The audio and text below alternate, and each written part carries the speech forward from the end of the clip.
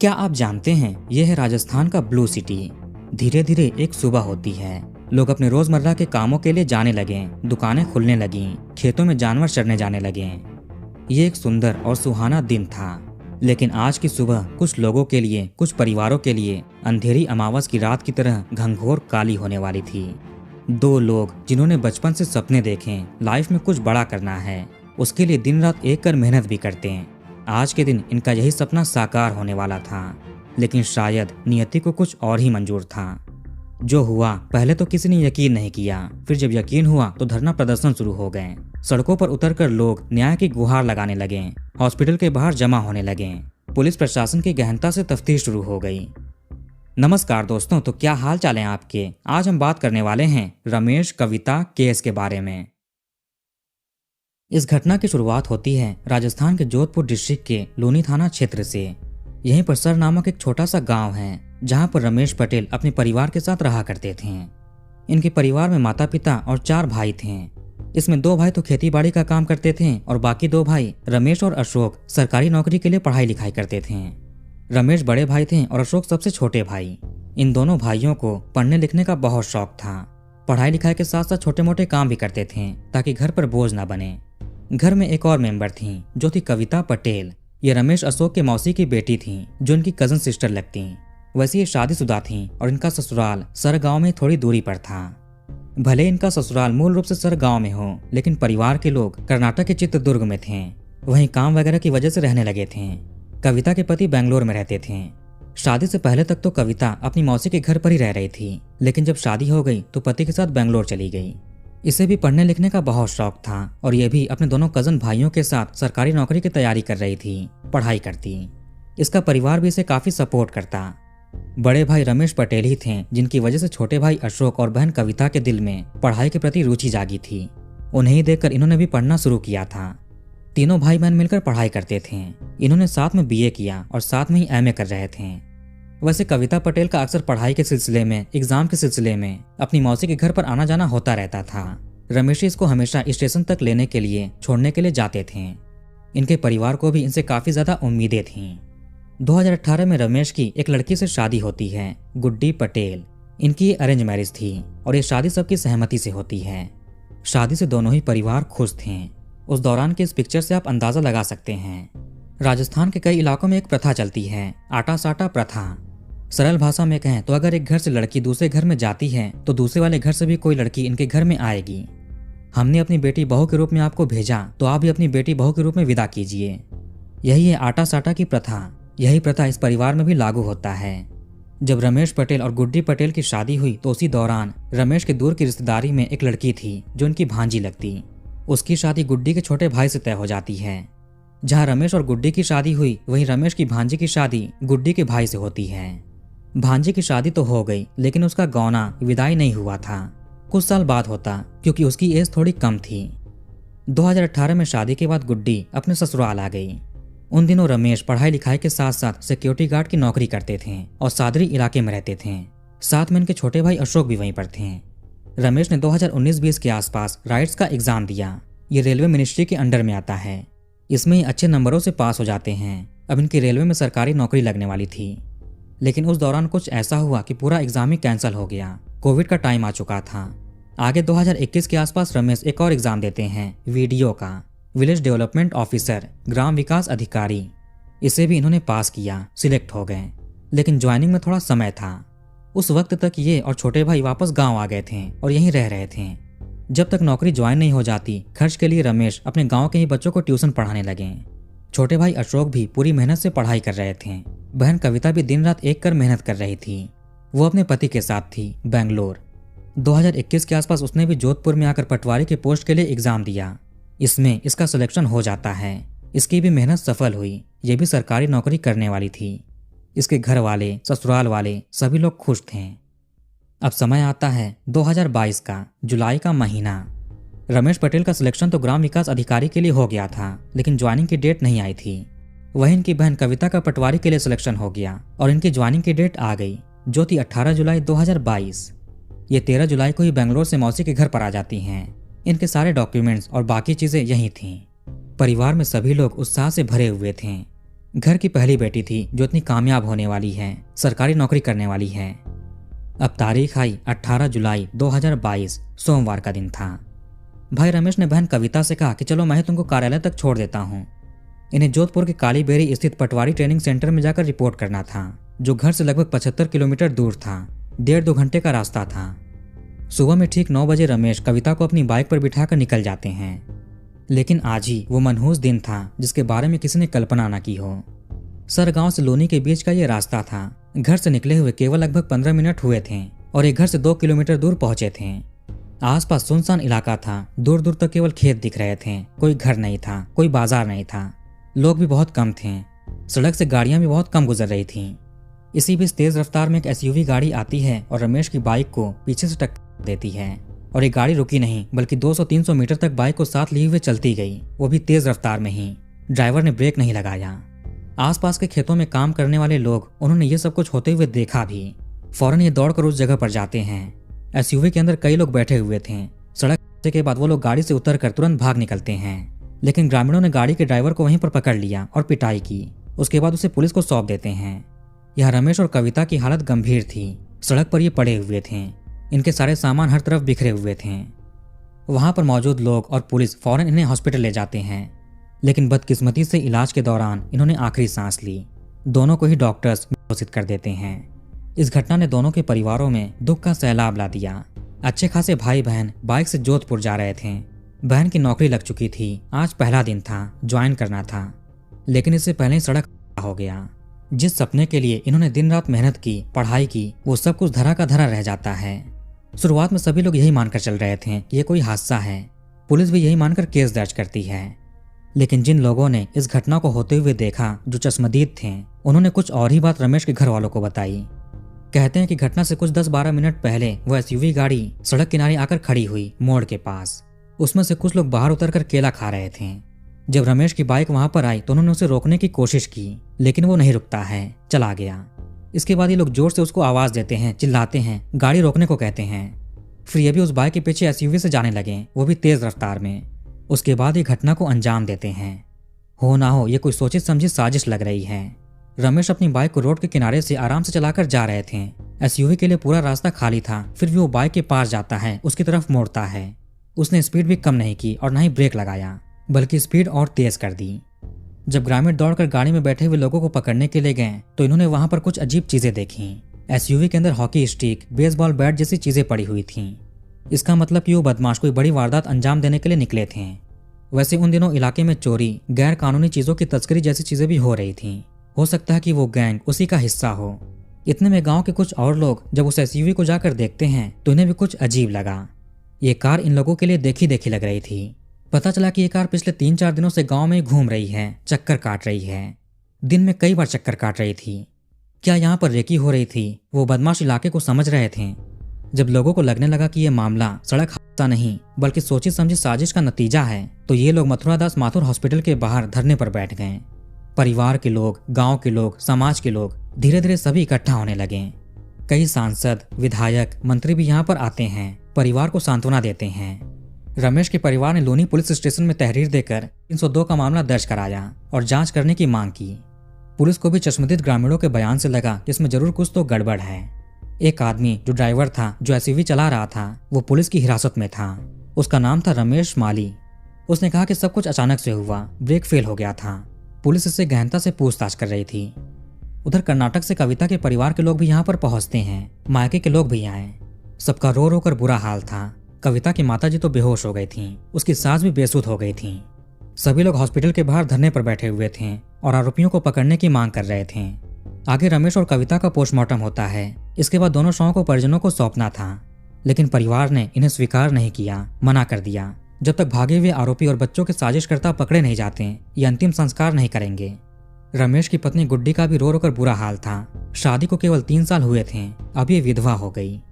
घर के सारे सपने टूटकर बिखर चुके थे। रमेश के जो छोटे भाई थे अशोक, उन्होंने अपने ही घर में इशारा किया कि घर का ही कोई भेदी है जो उस घटना में शामिल हो सकता है। वो हर पल की खबर उन बदमाशों को दे रहा होगा। पुलिस इस बिंदु पर भी अपनी जांच आगे बढ़ाती है।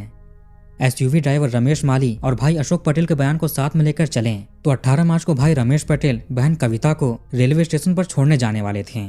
ऐसे में बदमाश कार लेकर रेलवे स्टेशन के पास खड़े थे। लेकिन अचानक कविता ने घर पर भाई रमेश से कहा कि नौकरी ज्वाइन करने से पहले इसे ससुराल के पास जाकर वहां के मंदिर में माता जी का दर्शन करना है, आशीर्वाद लेना है। इसीलिए अचानक तय हुआ कि ट्रेन से जाने के बजाय रमेश पटेल खुद ही इसे बाइक से लेकर जाएंगे।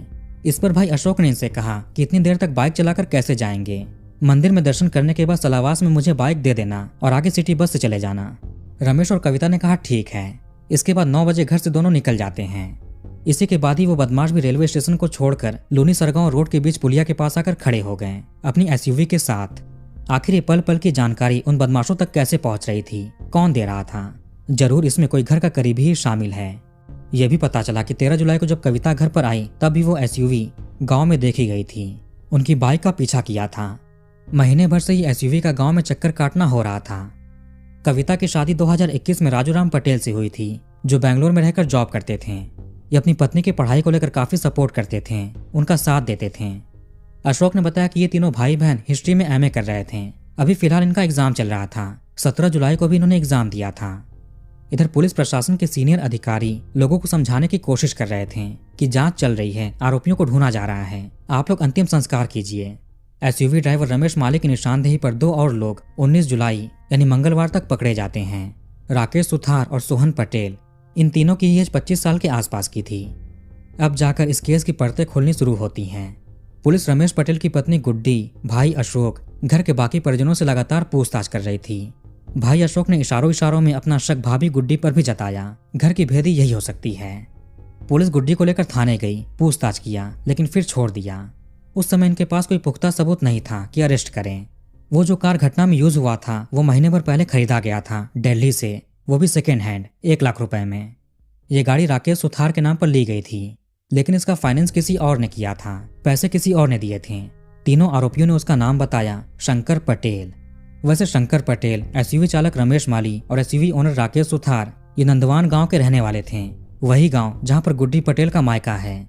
सोहन पटेल पड़ोस के गांव बसनी झुंथान का रहने वाला था। रमेश, राकेश और सोहन के अलावा कार में शंकर पटेल भी बैठा हुआ था। घटना के बाद वो भी फरार हो गया, अपना मोबाइल फोन स्विच ऑफ कर दिया। जब भाई अशोक ने शंकर पटेल का नाम सुना तो उन्होंने एक और बात बताई। घटना से एक दिन पहले 17 जुलाई को इन्होंने शंकर पटेल को लोनी एरिया में देखा था। तब इन्होंने घर पर खाना खाते समय शाम में अपने बड़े भाई रमेश को ये बात बताई। इसके बाद रमेश अपनी पत्नी गुड्डी की तरफ इशारा करते हुए कहते हैं, जिसको घर छोड़कर जाना हो वो जा सकता है। 19 जुलाई की शाम तक पुलिस लोगों को समझाने में कामयाब होती है, लेकिन रमेश के पिता और भाई वापस बैठ गए। समाज के लोगों की सरकार से कुछ मांगे थी, परिवार को आर्थिक मदद और सरकारी नौकरी दी जाए। 20 जुलाई की सुबह तक परिवार शव को स्वीकार कर लेते हैं और इसी दिन अंतिम संस्कार हुआ, यानी घटना के 2 दिन बाद। पूरे गांव में दुख का माहौल था। पुलिस के जाब्ता तैनात किए गए थे, कहीं लोग गुस्से में कुछ कर ना बैठे, अशांति ना फैले। व्यापारियों ने शोक जताने के लिए बाजार भी बंद कर दिया था। इन्हीं सारी चीजों को देखते हुए पुलिस ने गुड्डी पटेल को हिरासत में नहीं लिया था, बल्कि उसके आसपास महिला कांस्टेबल्स को तैनात कर दिए नजर रखने के लिए। अंतिम संस्कार के बाद पुलिस गुड्डी को हिरासत में लेती है और सीधे कुड़ी भगतासनी पुलिस स्टेशन लेकर गए, ताकि गांव में इसके सपोर्ट में किसी तरह की अशांति न फैले। इसके बाद लोनी थाने में दर्ज मामले के तहत गिरफ्तारी बताई गई।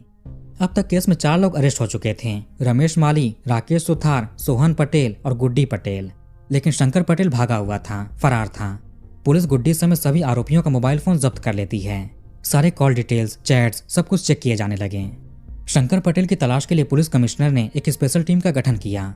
पुलिस को अपने मुखबिरों से इनपुट मिलता है कि वो गुजरात भागा हुआ है। 20 जुलाई को ही पुलिस की टीम गुजरात के लिए रवाना हो जाती है। वहां के करीब 13 जिलों में उसकी तलाश की गई।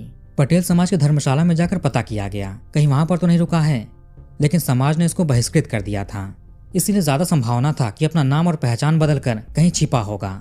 22 जुलाई को एक और इनपुट मिला कि शंकर पटेल महाराष्ट्र के नासिक में छिपा हुआ है।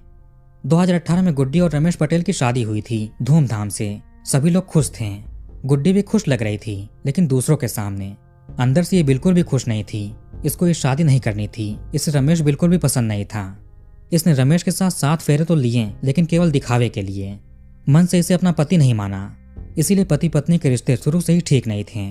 गुड्डी हमेशा ससुराल में गुस्से में रहती, छोटी छोटी बातों पर सबसे झगड़ा करने लगती।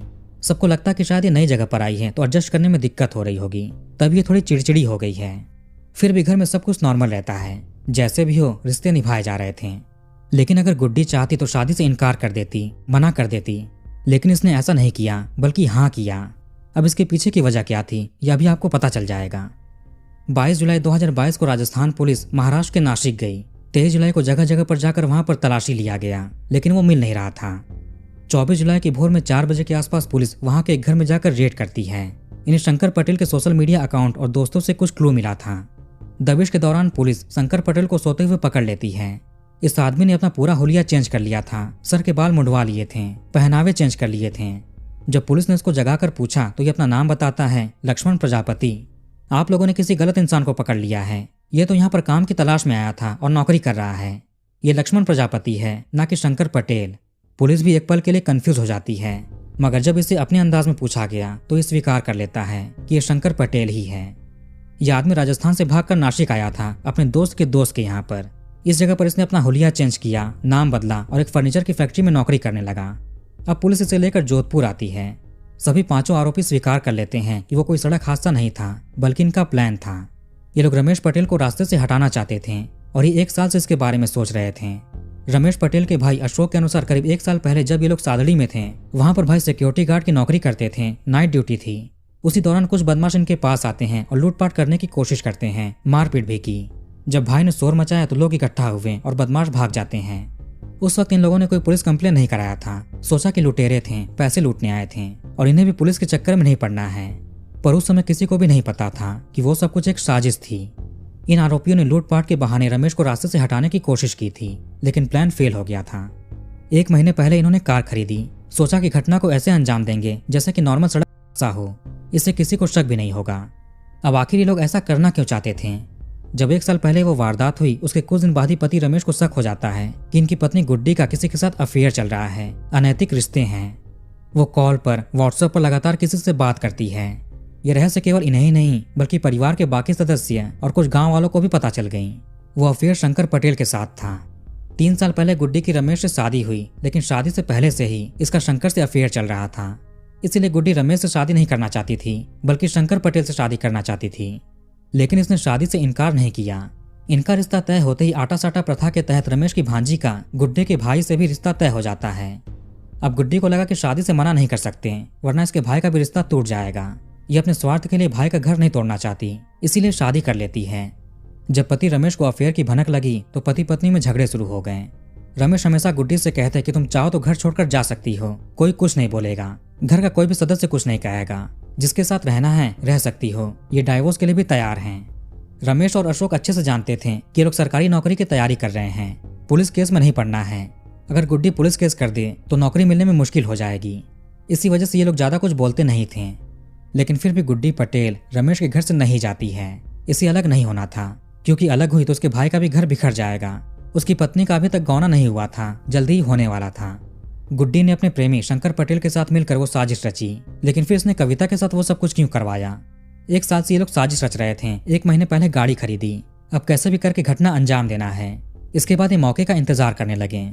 गुड्डी हमेशा व्हाट्सएप पर अपने प्रेमी को हर पल की खबर देती थी, अपडेट देती थी।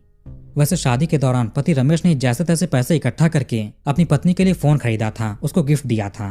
उसी फोन से पत्नी अपने प्रेमी से बात करती थी। वैसे इसने अपने पति का नाम फोन में रॉन्ग नंबर के नाम से सेव कर रखा था। इसका पति इसके लिए रॉन्ग नंबर था, जीवन की गलती थी। वही इसने प्रेमी शंकर पटेल का नाम सुमन पटेल के नाम से सेव किया था, जानबूझकर फीमेल का नाम रखा ताकि किसी को शक ना हो। ये चीज भी पुलिस के लिए गुड्डी पर शक करने की वजह थी। आखिर पति का मोबाइल नंबर रॉन्ग नंबर के नाम से कॉन्टेक्ट में सेव क्यों करेगी? 13 जुलाई को जब कविता घर पर आई तब भी इन्होंने घटना को अंजाम देने की कोशिश की SUV से, लेकिन असफल रहे। जब 18 मार्च की सुबह में रमेश कविता का प्लान चेंज हुआ कि बाइक से जाएंगे, ट्रेन से नहीं जाएंगे, तभी गुड्डी अपने प्रेमी को व्हाट्सएप पर मैसेज कर देती है। गुड्डी कविता को भी पसंद नहीं करती थी, उसका इसके पति रमेश के साथ रहना पसंद नहीं था। वो उससे चिढ़ती थी, शायद उसकी मेहनत और कामयाबी को देखकर कि ये खुद तो कुछ नहीं कर पा रही है और उसने सरकारी नौकरी पा लिया, पटवारी बनने वाली है। इसीलिए पति के साथ साथ उसको भी रास्ते से हटाना था। पति रास्ते से हट जाए तो ये वापस मायके चली जाएगी और शंकर पटेल से मिल सकेगी। इससे गुड्डी के भाई का भी रिश्ता नहीं टूटेगा। सभी लोग सोचेंगे कि वो सड़क था। लेकिन इन बदमाशों की हरकतों ने ग्रामीणों के मन में संदेह पैदा कर दिया। ये लोग हॉकी स्टिक, बेसबॉल बैट इसलिए लेकर गए थे, अगर वो लोग बच जाएं तो इसका इस्तेमाल करके काम तमाम कर दें। गुड्डी की कॉल डिटेल्स, लगातार सुमन पटेल के नंबर पर बात करना जो प्रेमी शंकर पटेल का था, व्हाट्सएप पर प्यार भरी चैट करना, घटना से पहले, उसके दौरान, उसके बाद भी लगातार बात करना, चैट करना। सारी चीजों ने केस को खोल दिया। गुड्डी ने यह सब कुछ किया, इसके बारे में किसी ने सोचा नहीं था, खासकर इसके घर वालों को यकीन नहीं हुआ। इसने शादी से पहले एक बार भी नहीं कहा कि रमेश से शादी नहीं करनी है, वो पसंद नहीं है। अगर एक बार भी बताया होता तो घर वाले कुछ ना कुछ करके हल निकालते। वहीं पति रमेश को अफेयर की बात पता चल चुकी थी। वो बार बार कहते हैं कि चाहो तो घर छोड़कर जा सकती हो, कोई कुछ नहीं कहेगा, कोई नहीं रोकेगा। यहाँ तक कि घटना से एक दिन पहले 17 जुलाई की शाम में भी कहा कि चाहो तो घर से चली जाओ। इसमें शंकर पटेल और गुड्डी पटेल ने मिलकर साजिश तैयार किया। बाकी तीनों आरोपी शंकर पटेल के दोस्त हैं। अब ये सभी लोग अपना जीवन जेल में बिताएंगे। तो वीडियो को यहाँ पर खत्म करते हैं। कमेंट करके अपनी राय बताइए। इस वीडियो को लाइक और शेयर जरूर करिए। चैनल को सब्सक्राइब करके बेल आइकन ऑन कर लीजिए। मिलते हैं नेक्स्ट वीडियो में। धन्यवाद।